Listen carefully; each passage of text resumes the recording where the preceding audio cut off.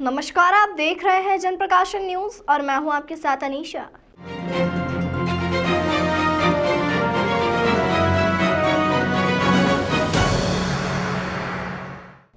मध्य प्रदेश में राहुल गांधी की भारत जोड़ो यात्रा के 5वें दिन यात्रा महू से राव और फिर इंदौर पहुंची, जहां लोग उस समय चौंक गए जब गुलजार कॉलोनी क्षेत्र के एक होटल में राहुल नाश्ता करने रुक गए। 20 मिनट तक चले इस नाश्ते के दौरान पूरी यात्रा रुकी रही। वहीं राहुल के साथ कई स्थानीय नेता भी मौजूद रहे। गुलजार कॉलोनी वैसे मुस्लिम बाहुल्य क्षेत्र है। यहाँ राहुल गांधी का नाश्ते के लिए रुकना क्षेत्रीय कांग्रेस नेताओं के लिए उत्साह का विषय था, जिसके बाद यात्रा शाम को इंदौर के राजवाड़ा पहुंची, जहां राहुल गांधी ने सभा को संबोधित करते हुए एक बार फिर नोटबंदी और जीएसटी के मुद्दे पर बीजेपी सरकार को घेरा। राहुल गांधी ने कहा कि जो काम चाइना की सेना नहीं कर सकती थी, वह काम जीएसटी और नोटबंदी ने कर दिखाया। राहुल ने कहा कि देश का सबसे बड़ा एयरपोर्ट इंदौर में बने, इंदौर देश का लॉजिस्टिक हब बने। इंदौर के हृदय स्थल राजवाड़ा पर राहुल गांधी एक बार फिर बीजेपी की सरकार को घेरते हुए नजर आए। राहुल गांधी ने कहा कि रोजगार की रीढ़ की हड्डी छोटे व्यापारी किसान होते हैं, यही लोग युवाओं को रोजगार देते हैं, लेकिन बीजेपी सरकार ने नोटबंदी और जीएसटी से छोटे व्यापारियों का केस जो खत्म कर दिया, यानी छोटे व्यापारियों का गला घोट दिया। नोटबंदी और जीएसटी से देश कमजोर हुआ है। राहुल गांधी ने जनता से पूछा कि आप बताएं, नोटबंदी और जीएसटी से किस वर्ग को फायदा हुआ है? हाँ, सिर्फ 2-3 लोगों को फायदा हुआ है। देश का सबसे बड़ा नुकसान नोटबंदी और जीएसटी ने किया है। जो काम चाइना की सेना नहीं कर सकी, वह काम नोटबंदी और जीएसटी ने कर दिया। कुछ दिन पहले मेरे पास डेलीगेशन आया, मैंने उनसे पूछा, और यहां पे जो भी हैं, छोटे व्यापारी हैं, स्मॉल और मीडियम बिजनेस चलाने वाले लोग हैं, वो बिल्कुल 1 सेकंड में समझ जाएंगे। मैंने उनसे पूछा, डेलीगेशन से पूछा, भैया बताओ, हिंदुस्तान के इतिहास में आपके खिलाफ सबसे खराब काम कौन सा था?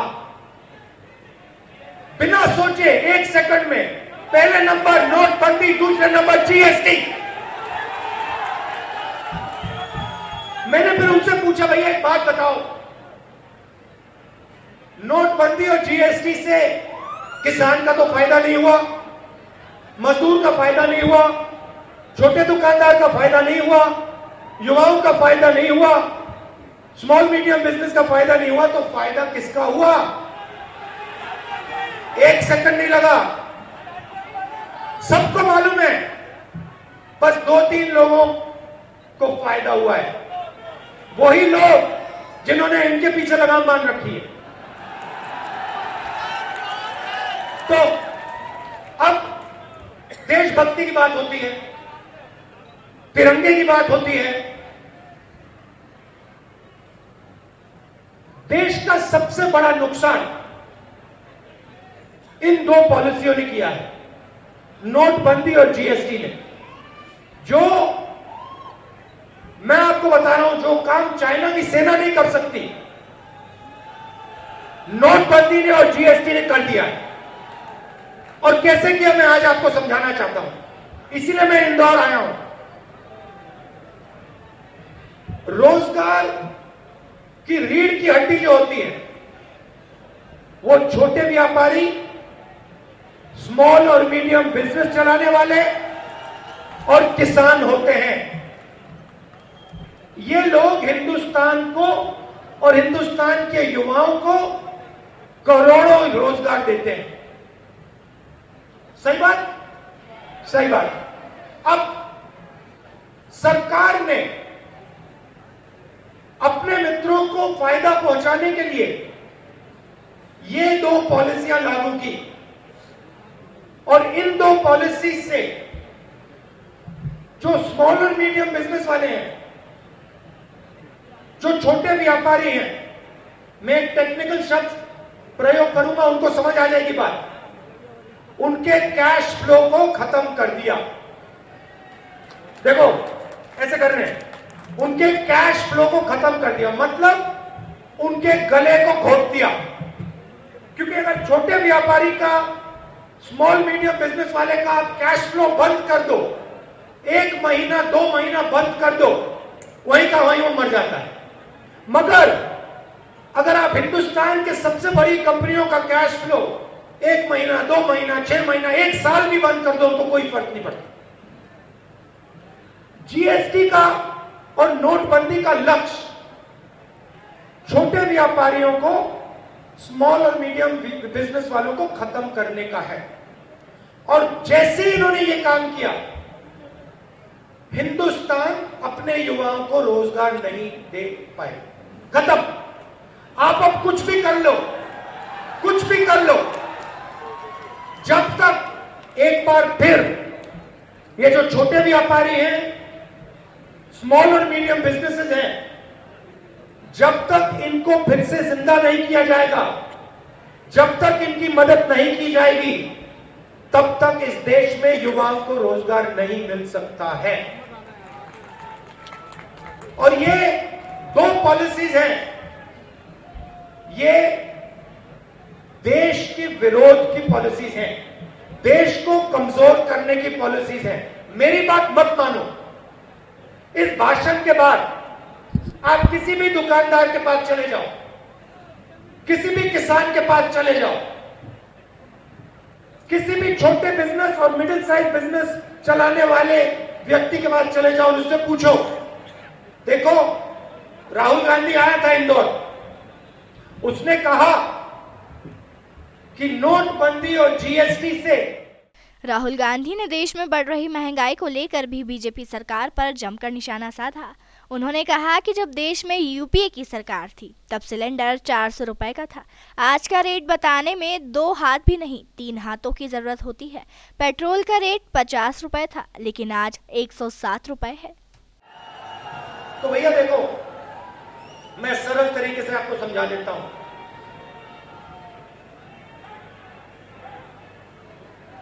ये जो हो रहा है इसको मनी ट्रांसफर कहते हैं। मनी ट्रांसफर मतलब हिंदुस्तान के गरीब लोगों के जेब में से पैसा लो और उसको ट्रांसफर कर दो। बिल्कुल, हिंदुस्तान के अरबपतियों के खाते में ट्रांसफर कर दो।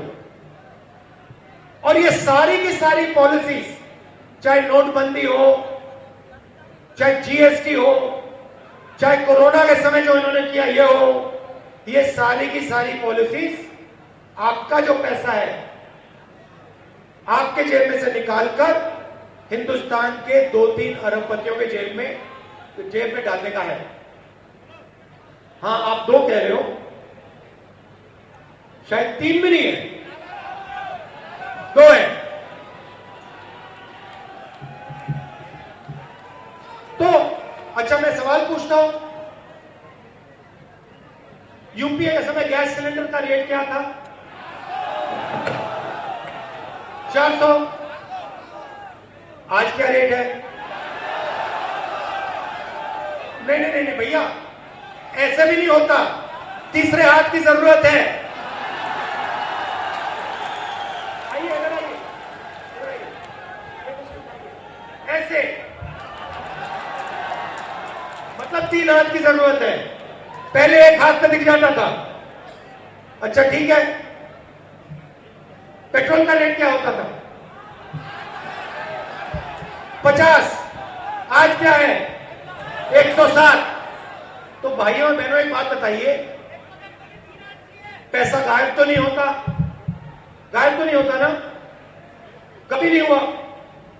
पैसा ट्रांसफर ही होता है। आप अपनी जेब से निकाल के उनको देते हो, वो अपनी जेब से निकाल के उनको देते हैं, वो अपनी जेब से निकाल के उनको देते हैं, और फिर उनकी जेब से निकल के बीजेपी में चला जाता है। और फिर वही पैसा जो आपकी जेब में से आपकी जेब में जाता है, और आपकी जेब में से आपकी जेब में जाता है, और फिर आपकी जेब में से आपकी जेब में जाता है, बीजेपी में जाता है, फिर विधायकों की जेब में जाता है और सरकार गिरा देता है। राहुल गांधी ने स्वच्छता को लेकर इंदौर की तारीफ करते हुए कहा कि आज मैं इंदौर की सड़कों पर 8 घंटे चला हूँ। 8 घंटों में मैंने चारों ओर देखा, लेकिन मुझे यहाँ कचरा नहीं दिखाई दिया। इसके लिए इंदौर की जनता और सफाई कर्मचारियों को धन्यवाद देता हूँ। राहुल गांधी ने अमेरिका के शिकागो एयरपोर्ट का उदाहरण देते हुए कहा कि जैसे अमेरिका का शिकागो एयरपोर्ट अमेरिका के लिए लॉजिस्टिक हब बना है, ऐसे ही इंदौर में देश का सबसे बड़ा एयरपोर्ट बने, जिससे इंदौर लॉजिस्टिक हब बन सके। कुल मिलाकर राहुल गांधी ने बीजेपी पर खरीद फरोख्त का भी आरोप लगाते हुए कहा कि बीजेपी ने मध्य प्रदेश में जनता की चुनी हुई सरकार को खरीद फरोख्त कर गिरा दिया। बीजेपी सिर्फ 2 उद्योगपतियों के लिए जनता का पैसा पहुंचा रही है, उससे वह विधायक खरीद रही है। राहुल गांधी अपने 30 मिनट से ज्यादा के संबोधन में बीजेपी सरकार को नोटबंदी, जीएसटी व मध्य प्रदेश में सरकार गिराने को लेकर घेरते हुए दिखाई दिए। करोड़ों रुपए दिए हैं जिस सरकार को आपने चुना, जिस सरकार को आपकी आवाज ने चुना, उस सरकार को बीजेपी ने खरीद कर उस सरकार के लोगों को खरीदा। अगर यह भ्रष्टाचार नहीं है तो क्या भ्रष्टाचार है?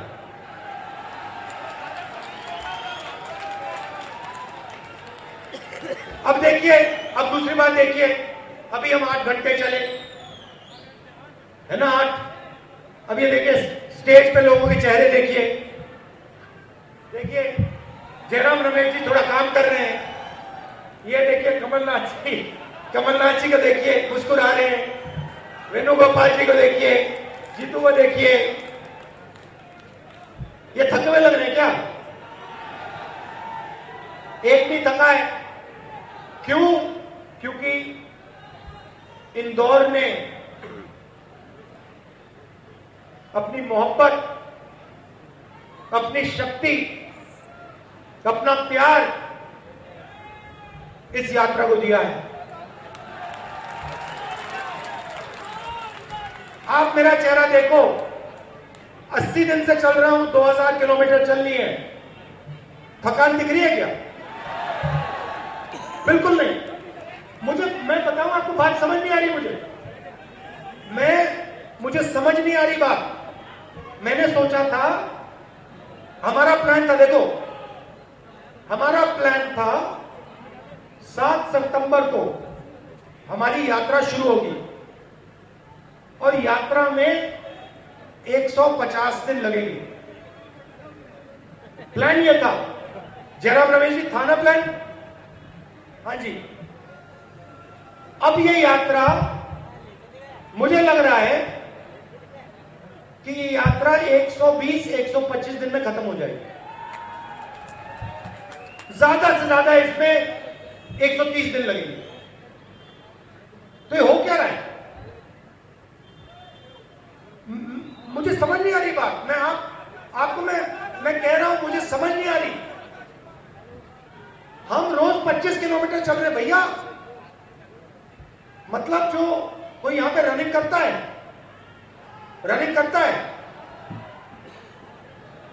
करते हो ना? मैराथन कितने किलोमीटर की होती है? नहीं,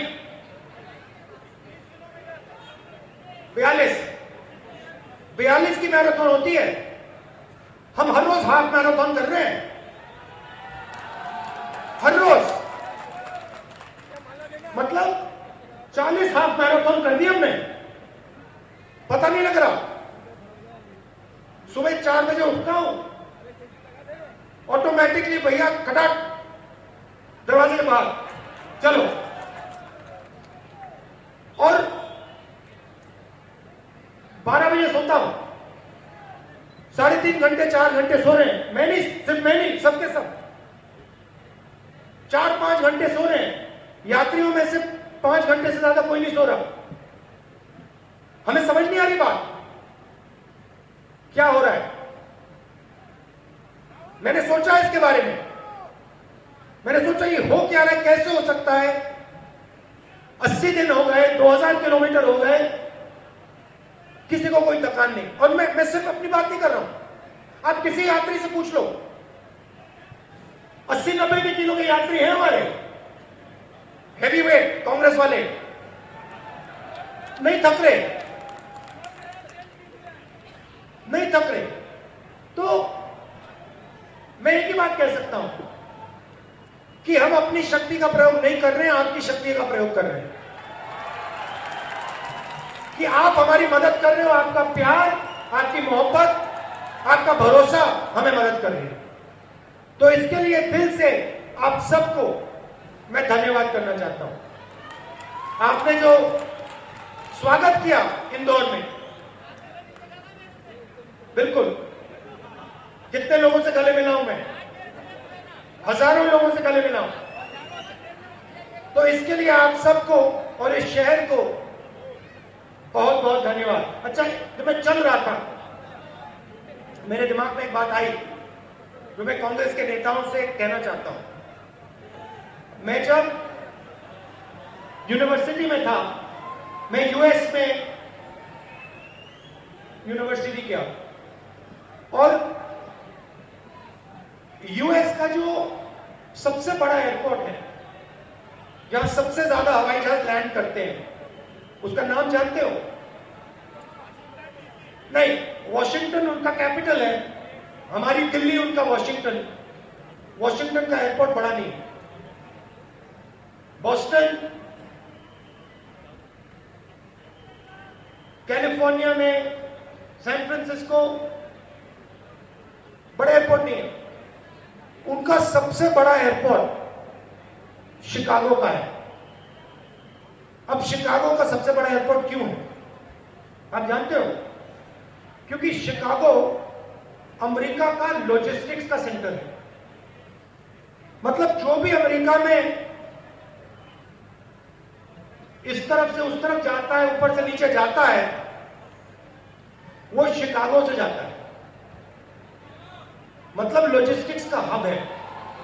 मैं चाहता हूं कि हिंदुस्तान, एक दिन ऐसा आए जब हिंदुस्तान का सबसे बड़ा एयरपोर्ट इंदौर में हो, और आप इस देश के लॉजिस्टिकल हब बनो। मतलब जो भी माल देश में घूमता है, ऊपर से नीचे, दाएं से बाएं, उसका मैनेजमेंट आप लोग करें। ये आपका भविष्य है, देख लेना, ये होगा। ये आपका भविष्य है, ये आपका भविष्य है। देश दुनिया की तमाम खबरों के लिए चैनल को लाइक, शेयर और सब्सक्राइब जरूर करें।